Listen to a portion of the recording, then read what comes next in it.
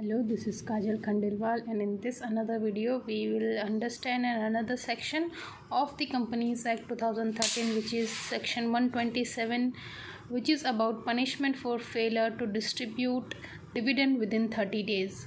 Which means अगर company ने dividend declare कर दिया है तो उसके विदिन 30 डेज़ में कंपनी को वो डिविडेंड पे कर देना है। अगर कंपनी फेल कर जाती है डिविडेंड पे करने में with in 30 days of its declaration, तो कंपनी और डायरेक्टर्स की क्या लायबिलिटी रहेगी उसके अगेंस्ट। तो कंपनी को डिविडेंड तो देना ही है, but simple interest at the rate of 18% per annum के साथ कंपनी को डिविडेंड देना पड़ेगा। और डायरेक्टर्स की क्या लायबिलिटी है, तो those directors who were knowingly in default, मतलब जो जानबूझकर जिन्होंने ये डिफ़ॉल्ट किया वो उनको फ़ाइन तो पे करना ही है, और इम्प्रिजनमेंट भी, मतलब जेल भी हो सकती है, या तो फ़ाइन होगा या जेल होगी या फिर दोनों भी हो सकते हैं।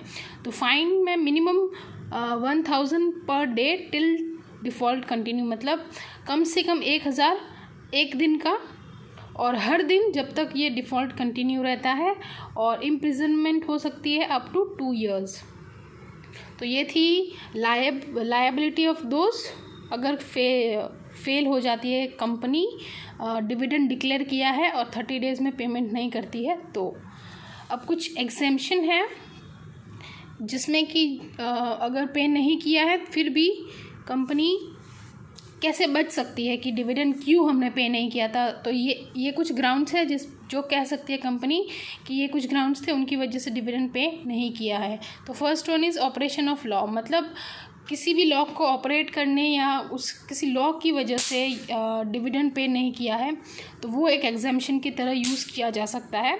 द सेकेंड थिंग इज़ कि शेयर होल्डर्स ने कोई डायरेक्शन दी थी जो कि कंप्लाई नहीं कर सकते थे, और वो same has been communicated to him, मतलब कोई शेयर होल्डर था जिसने कि बताया था कि मुझे डिविडेंड इस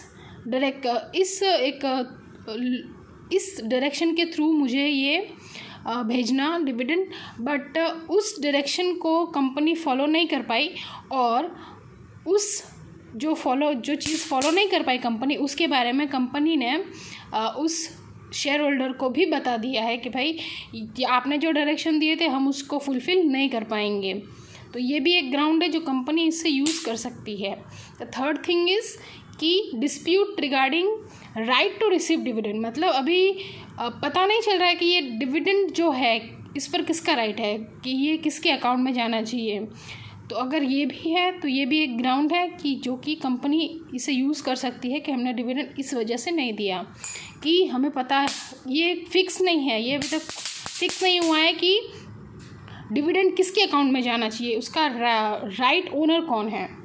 सो the fourth thing is dividend has been lawfully adjusted against some due, मतलब कोई शेयर होल्डर है जिसका कि कोई भी सम बाकी है, ऑलरेडी एग्जिस्टिंग कुछ भी सम बाकी है और डिविडेंड डिक्लेयर हुआ है, तो ये लॉफुली डिविडेंड उस सम ड्यू के अगेंस्ट एडजस्ट कर दिया गया है। तो ऑफ कोर्स अगर एडजस्टमेंट हो गई है तो फिर डिविडेंड का पैसा एडजस्ट हो गया है, फिर और एक्स्ट्रा कुछ भी नहीं मिलेगा। तो ये भी एक ग्राउंड है। और लास्ट में एनी अदर रीज़न, कोई भी दूसरा रीज़न जो कि सेक्शन में स्टेटेड है या फिर कंपनी कह रही है। So this was all about section 127 of the Companies Act 2013, which is a very good section. I hope you have understood. Thank you so much.